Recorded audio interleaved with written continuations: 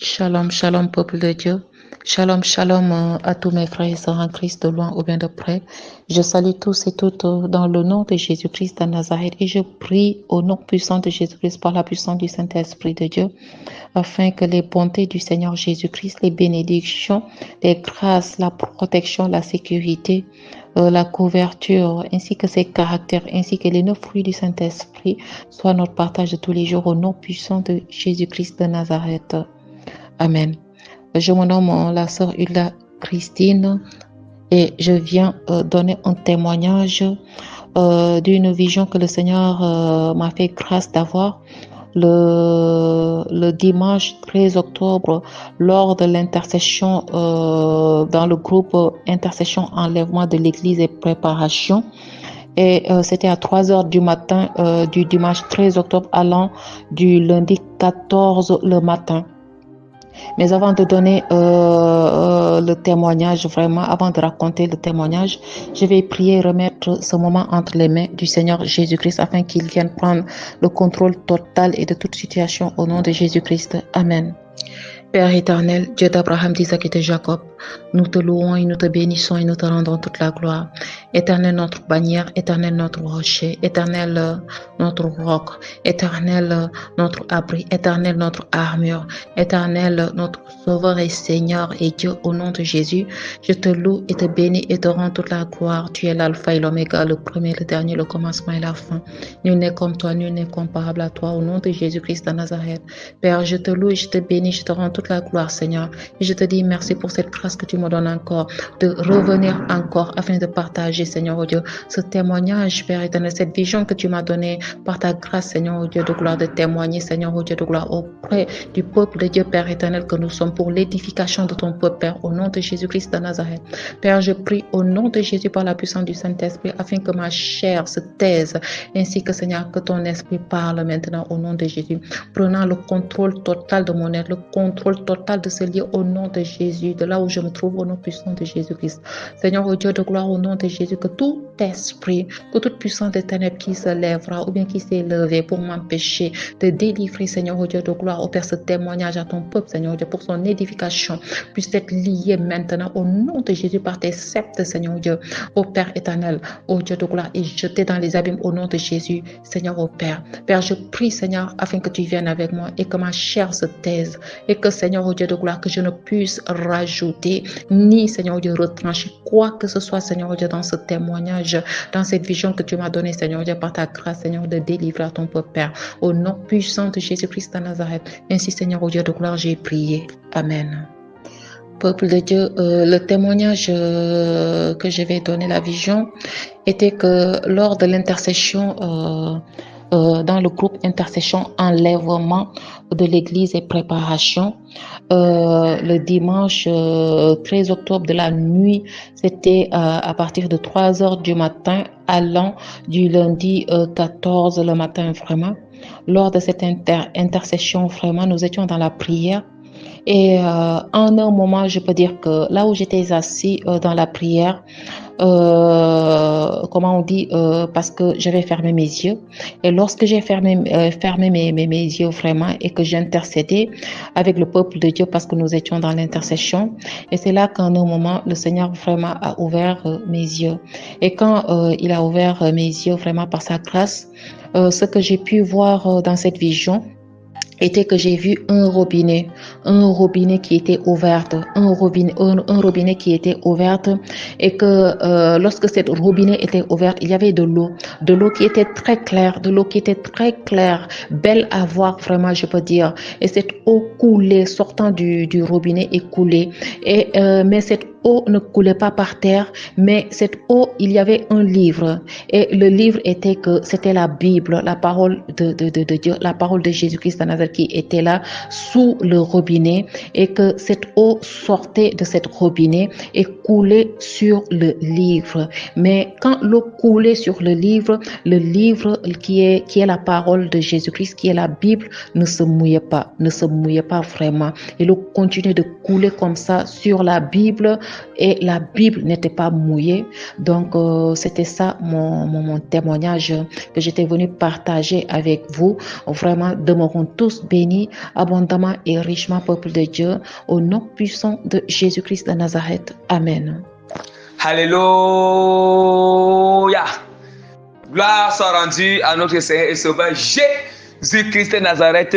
Amen, amen, amen, amen. Shalom, shalom, shalom. Vraiment, tout le peuple du Seigneur, vraiment, demeurer béni dans le nom puissant de Jésus-Christ de Nazareth. Vraiment, c'est beaucoup moindre, vraiment, parmi tous les serviteurs de Dieu. L'apôtre premier, vraiment, qui vient par la grâce du Seigneur et humblement essayer de interpréter vraiment cette vision que la servante Hulda a vraiment eue. Donc, je dis encore, toute la gloire revienne à notre Seigneur et Sauveur Jésus-Christ pour ce témoignage qui a été rendu, partagé, raconté pour la gloire de notre Seigneur et Sauveur Jésus-Christ par la servante Hulda. Tout ce que je peux dire, c'est que le Seigneur la fortifie, c'est que le Seigneur vraiment la révèle encore des choses profondes dans des visions, bien d'une manière que le Seigneur voit que c'est plus approprié. Alléluia. Le plus essentiel, c'est que ça parvienne vraiment au peuple et par sa grâce, il nous fasse comprendre, le Seigneur nous fasse comprendre tout cela par sa grâce. Alléluia. Donc, comme nous avons déjà écouté, nous avons vraiment écouté déjà le témoignage de la servante Hulda qui lui a été donné par notre Seigneur.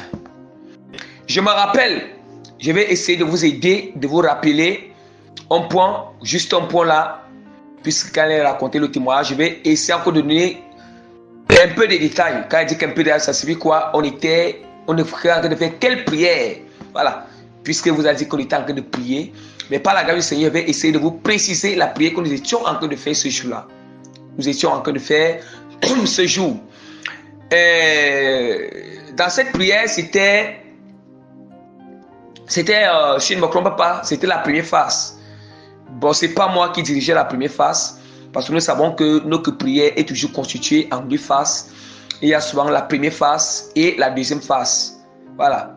Il y a souvent la première phase et la deuxième phase. Et parfois, si c'est l'homme de Dieu, le prophète David Élie, qui dirige la première phase, par la grâce du Seigneur, c'est moi qui dirige la deuxième phase. Si par la grâce de Dieu, je dirige la première phase. Par la grâce du Seigneur, c'est l'homme de Dieu qui va diriger la deuxième phase. Mais comme en ce jour-là, le Seigneur fait grâce que les choses soient ainsi, l'homme de Dieu, le prophète David Élie, était en train de diriger la première phase ce jour. Et nous étions au niveau où, après avoir fini la purification, nous savons que la purification... on a fini parce qu'on finit d'abord la purification par le sang, et puis la purification par le feu, et puis nous sommes passés par la purification par l'eau. Alléluia. L'eau pure, ce n'est pas l'eau physique. Il est question de l'eau limpide qui sort du trône du Père. Dès que nous avons fini la prière de purification, nous savons que ça pour rôle, la même année que le déluge avait ravagé et détruit tout ce qui était impur sur la terre, on voit que ça pour rôle de laisser. Ça laisse la terre vide. Alléluia. Ça pour rôle de laisser la terre vide. Et puis aussi, nous faisons aussi des prières où des bonnes semences. Des bonnes semences vraiment. Soit des bonnes semences qui sont là. Le rôle là seulement pour enlever les mauvaises semences et laisser les bonnes semences. Ou là où il n'y a pas encore. Là où des mauvaises semences qui ont été enlevées, des bonnes semences, des nouvelles bonnes semences sont sémées à ce niveau. Maintenant, des semences qui étaient là existantes. Des bonnes semences qui étaient existantes, le déluge de l'eau pure, de purification, ne déracine pas ça. Ça pour eux, seulement de déraciner ce qui est impur, ce qui ne glorifie pas l'Éternel.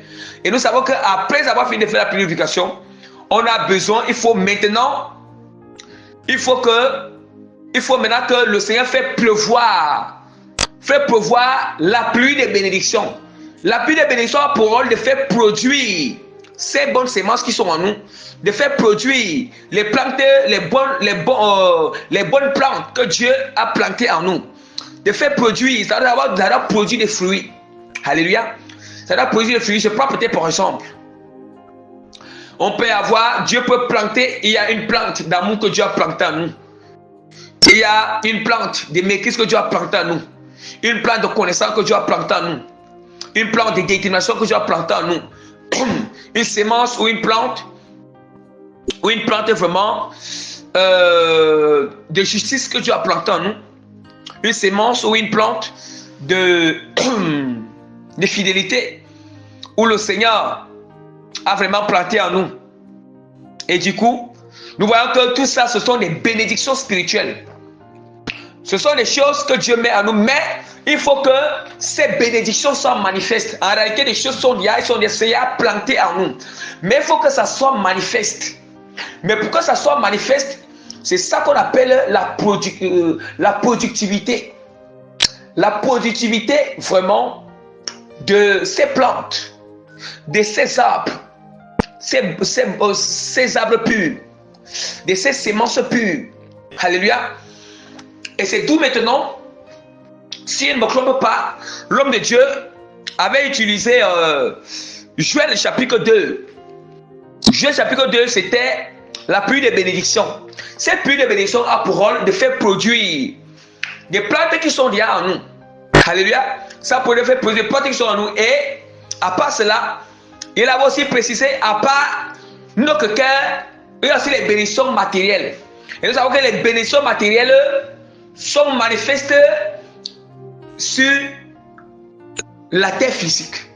Les bénédictions matérielles. Nous voyons que les bénédictions matérielles sont manifestes sur la terre physique. Quand le Seigneur, quand tu as des bénédictions matérielles, tu vas implanter des entreprises, implanter tes affaires, mettre sur pied le commerce, mettre sur pied des choses. Bon, tout dépend. Donc, toutes ces choses matérielles et spirituelles, que Dieu a d'abord fait habiter dans notre cœur. La première terre, c'est le cœur. Et la deuxième terre, c'est lorsque les bénédictions matérielles sont manifestes, sont implantées sur la terre. Et du coup, que soit toute bénédiction qui a été implantée matériellement sur la terre, il faut que tout ce qui est impur à Seigneur soit purifié et ce qui est sur notre cœur soit purifié. Et c'est d'où maintenant l'homme de Dieu a fait pleuvoir. Pas qu'il a fait pleuvoir, je présente vraiment mes excuses. L'homme de Dieu a prié que le Seigneur fasse pleuvoir à nous la pluie de l'arrière et de la première. La pluie de la première et de l'arrière saison. Il avait utilisé le passage biblique dans Joël chapitre 2 avant que la servante Hulda puisse avoir cette expérience qu'elle est en train de raconter là comme témoignage que Dieu a accordé grâce. C'est pour vous dire que lorsque nous prions avec les passages bibliques, on prie par révélation. Voilà pourquoi on vous dit que on doit avoir la révélation sur la parole. C'est très efficace de prier avec les passages bibliques. Et quand nous prions la révélation sur la parole, et du coup, Dieu nous révèle ces choses. Quand on prions, s'il y a des gens qui ont des dons de vision, Dieu les montre. Que, bien aimé, ayez la foi. Quand tu es en train de prier, inspiré par le Seigneur ou par révélation de la parole, sache que c'est ça qui se passe dans le monde spirituel. Je vais lire rapidement. Terre, ne crains pas. C'est Joël chapitre 2 à partir du verset 21 jusqu'au verset 28.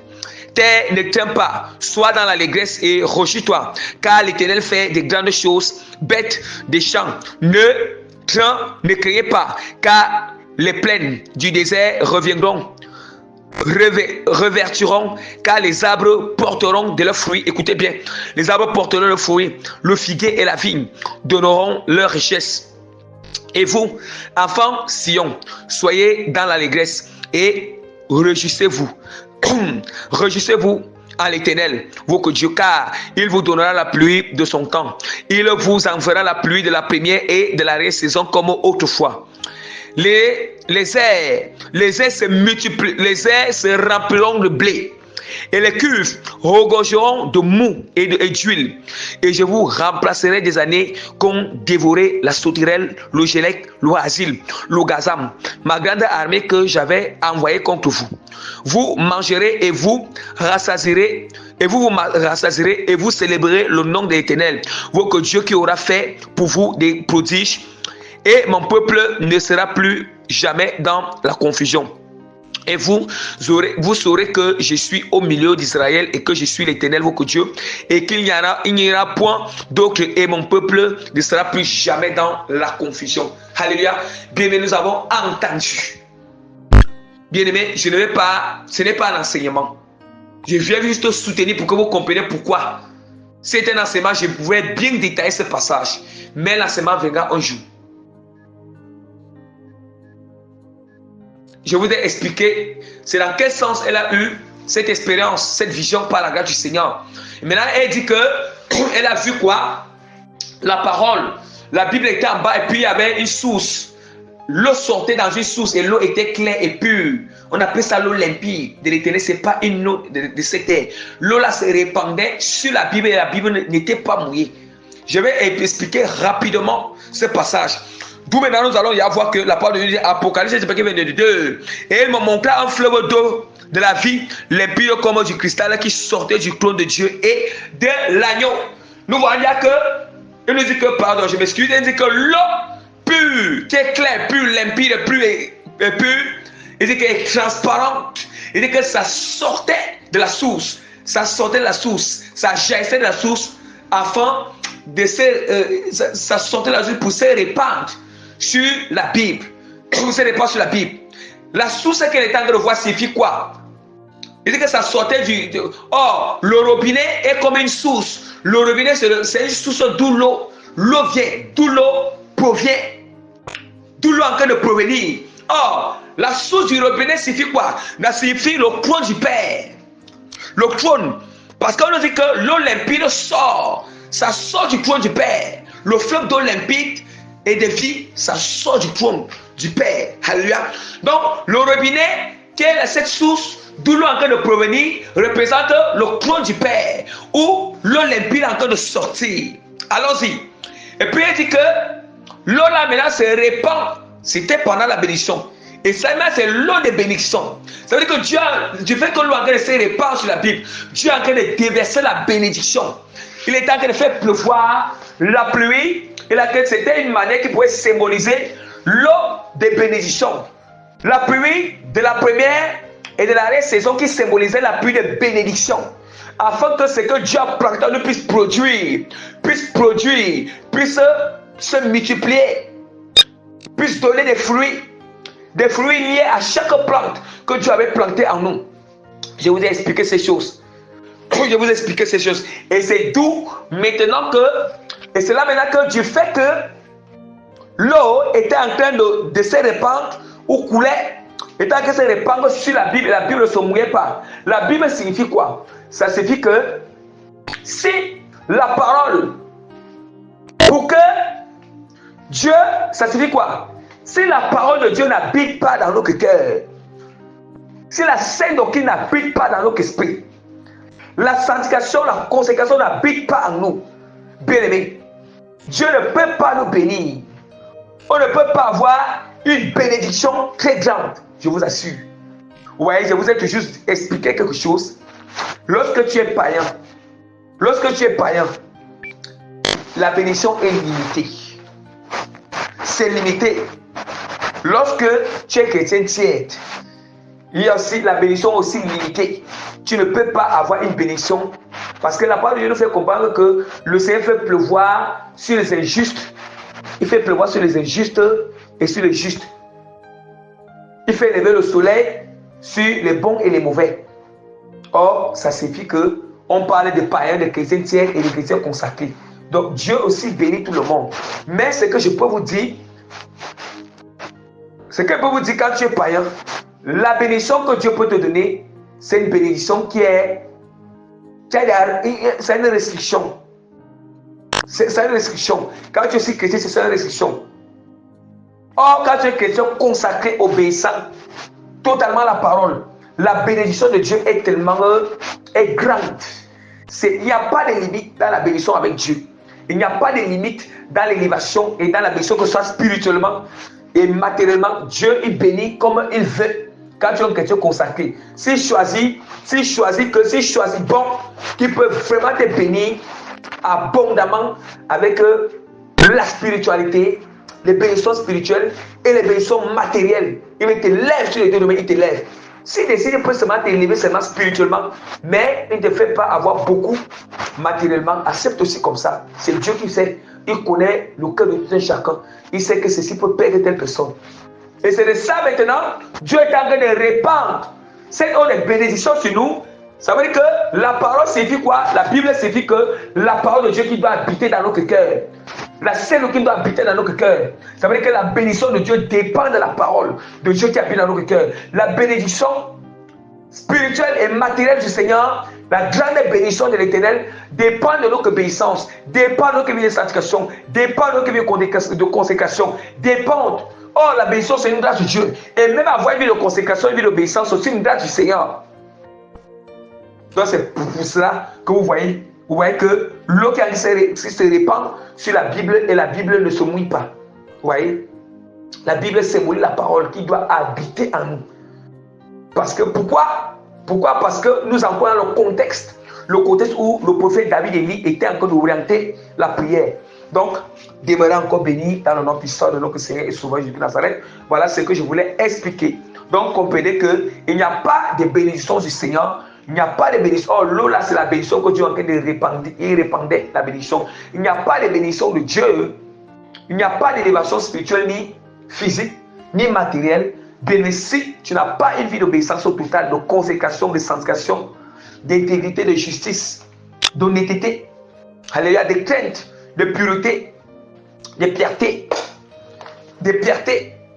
alléluia. Donc vraiment, vous voyez encore, ici il faut résumer comment le synoptique, vous voyez, le synoptique vraiment de cette vision, de cet événement. Nous allons voir que nous avons une source d'eau, nous avons l'eau, et puis maintenant nous avons la Bible. Ça veut dire que l'eau sort de la source pour être reliée à la Bible. Ça veut dire que la Bible est reliée. Et je vous avais expliqué, s'il ne me trompe pas, je vous avais expliqué dernièrement que la Bible que nous voyons, la Bible que nous voyons ici, la Bible représente notre cœur. La Bible imprimée représente aussi notre cœur. Vous voyez pourquoi? Parce que le Seigneur, on avait écrit les tables, on avait pris les tables on avait écrit la loi sur les tables. Maintenant, ce n'est plus les tables que nous disons, c'est la Bible, ce sont les papiers sur lesquels on a inscrit les lois, les préceptes de Dieu.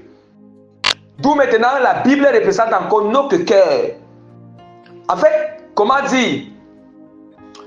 Chaque papier, voyez, chaque papier de la Bible, je dis que non écrit.